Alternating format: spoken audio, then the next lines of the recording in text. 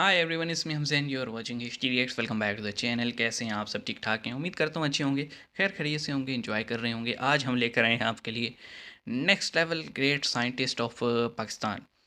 तो जनाब आगे ना स्माइली लगी हुई है, तो आप समझ जाएं कि फिर सरकाज़म यहाँ पे आ रहा है थोड़ा थोड़ा।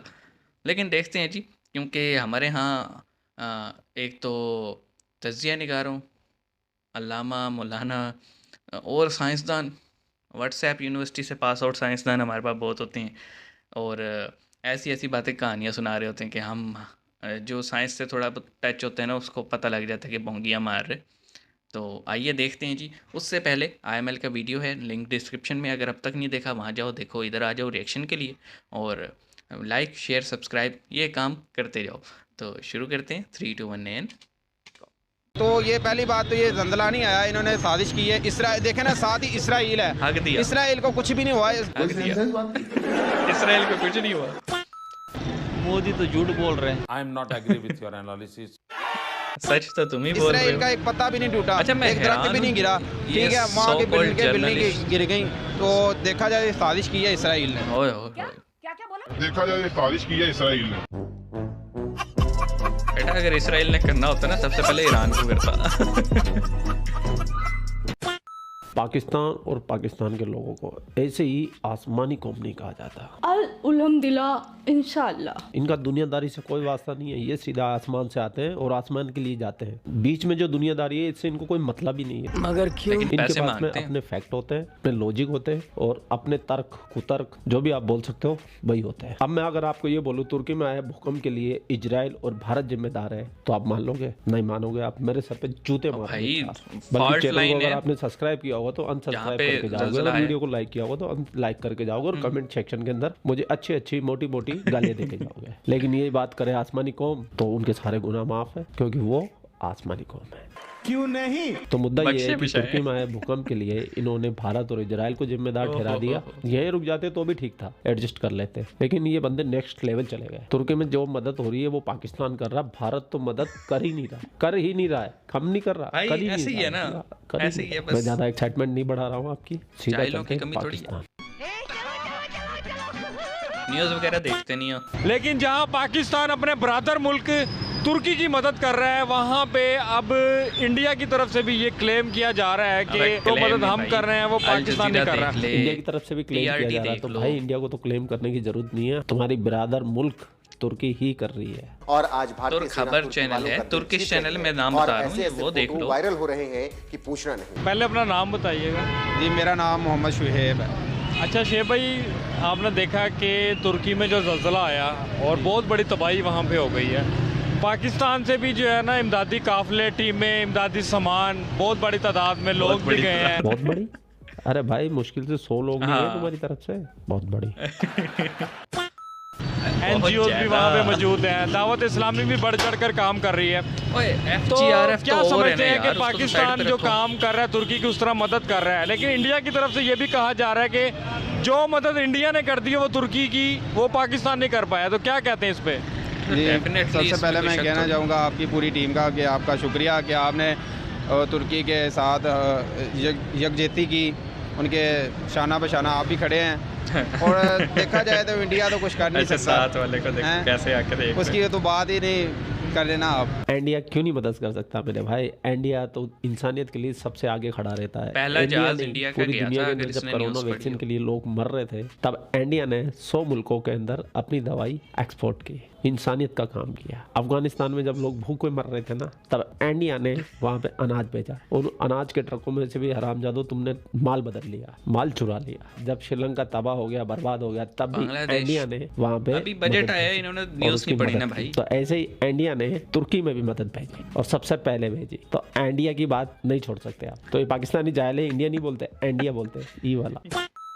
ठीक है, जो बाकी जो 11 22 हमारी रेस्क्यू है पाकिस्तान की, उसका भी हम शुक्रिया अदा करते हैं कि उन्होंने बहुत क्या हिम्मत किया का है? मुजाहरा किया और वहाँ के जो उनसे मुसलमान कौम थी उनको बचाया। और देखा जाए वहाँ पर जो सदर हैं तैयब अर्दोगान साहब, उन्होंने वहाँ के मुसलमानों की खफालत का ज़िम्मा खुद लिया। ठीक है, उन्होंने कहा कि जी हुकूमत इसका जिम्मेदारी लेती है। जितने भी जंजले में मुतासिर अफराद शहीद हुए हैं, ज़ख्मी हुए हैं, जो भी है, ठीक है, उसकी कफालत हुकूमत करेगी। ठीक है, सदर पाकिस्तान तैयब एर्दोगान करेंगे। और ये हमें बहुत दिल खुशी हुई पाकिस्तानों को।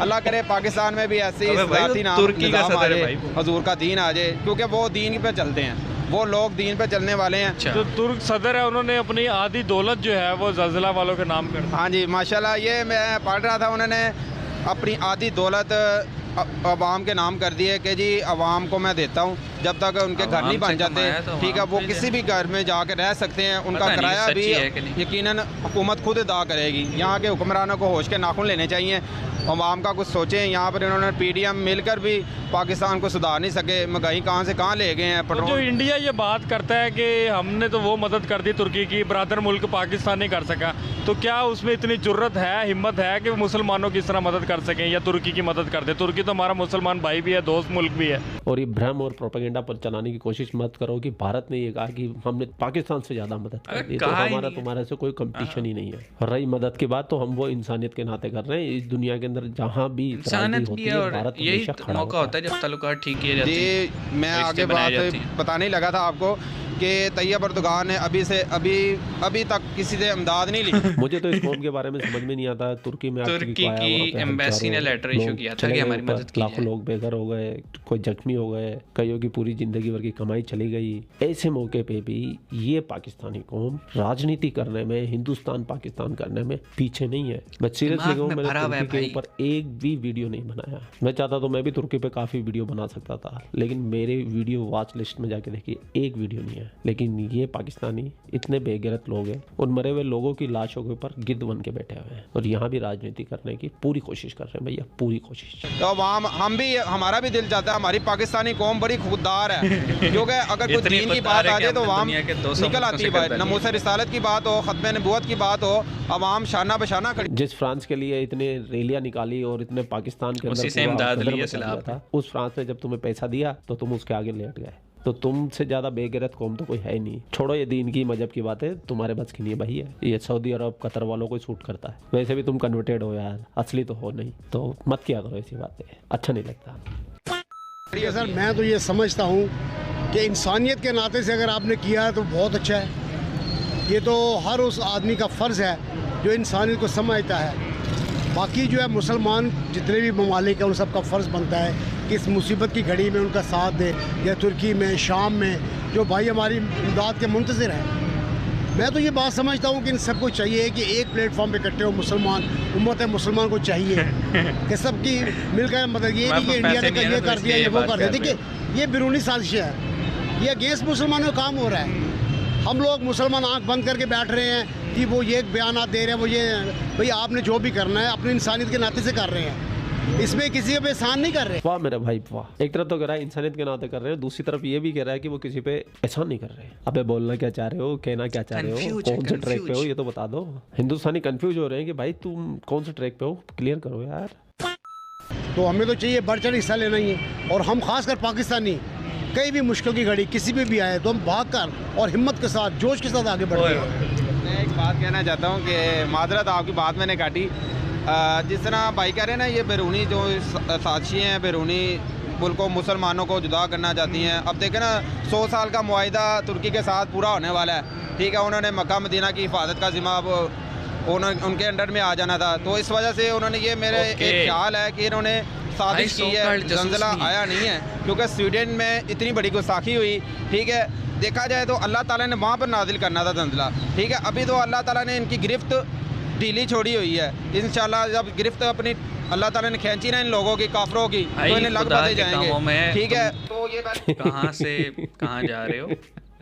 तो ये पहली बात तो ये जंजला नहीं आया, इन्होंने साजिश की है। इसराइल देखे ना, साथ ही इसराइल है, इसराइल को कुछ भी नहीं हुआ, इसराइल का एक पत्ता भी नहीं टूटा, एक दरख्त भी नहीं गिरा, ठीक है। वहाँ की बिल्डिंग गिर गई। तो देखा जाए साजिश की है इसराइल ने। क्या ही बोलूं। मतलब भूकंप लाने के अंदर भी इजराइल की साजिश है। कॉम्प्लेक्स है, इनको फोबिया है कोई। यहूदियों का हाथ है। कितना गजबे ज्ञान है, गजबे ज्ञान है। मोदी तो झूठ बोल रहे हैं, हमारा पाकिस्तानी मदद क्यों नहीं कर रहे हैं? कर रहे हैं। कहाँ? हमारे बहन भाई हैं सारे, एक मुसलमान कौम है।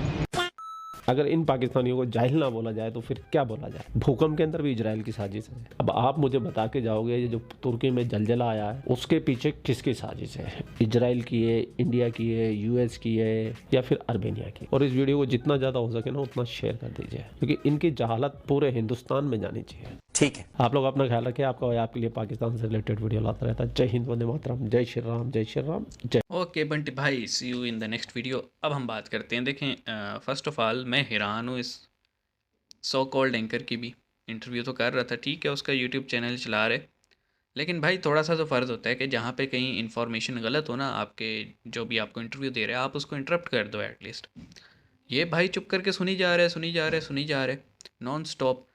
अरे भाई मतलब सबको पता है कि वो जो रीजन है वहाँ पे फॉल्ट लाइन है, वहाँ पे जो है ना सीस्मिक एक्टिविटी कई टाइम से रिकॉर्ड हो रही थी और प्रेडिक्शंस की जा रही थी कि आएगा, कुछ बड़ा होने वाला है, और आया भी है।